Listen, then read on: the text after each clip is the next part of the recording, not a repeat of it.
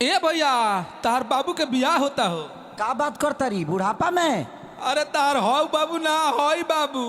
का बाबू बाबू बाबू ए बाबू आओ ना। अरे ई त हमर मजनुआ हो। अरे भाग जो ना त तहरा के मुआ दिहे सन। ए बाबू बाबू बाबू आओ ना। हाँ बहुते प्यारी करिले जानू देख ल सीना फाड़ के अइबू ना तो मर जाइब दो तहवे चियार के। बाबू ना बहुते प्यारी करिले जानू देख ल सीना फाड़ के आवो ना तो मर जाइब दो तहवे चियार के। मेरी शादी में अड़चन लाओ ना। बाबू बाबू अरे का हो? भाई जी थोड़ा धीरे मारिए ना, अभी ताजा ताजा वैक्सीन लिए हैं, बहुत घाव लग रहा है।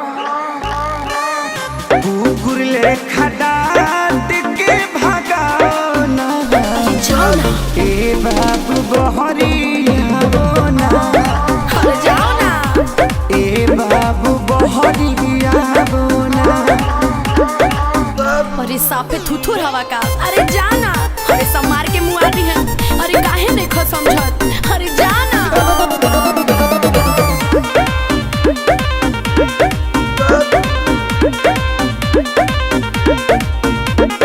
फेसबुक पर देखनी ह शादी के क्लिप के लव के ते धो दे हली गोबर से लिप के। बाबू अरे हदे पिटौल बड़ा यार। भाग भाग भाग ना ता भाई हमर ढाके लौटी ये दिए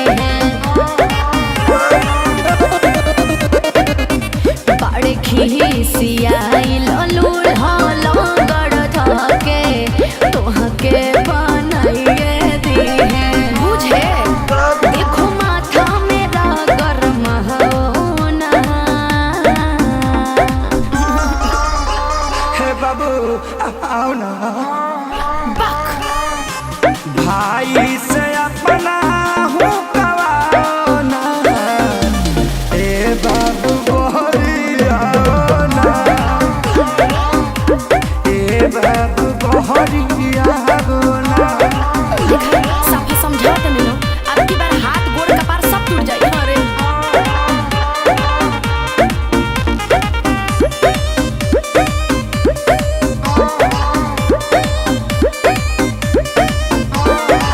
तू हमर काजल हम अजय देवगन हो।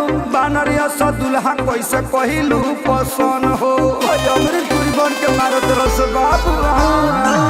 कमी कुछ नहीं खे बस तहनी मनी तोहरा से खरिया बड़े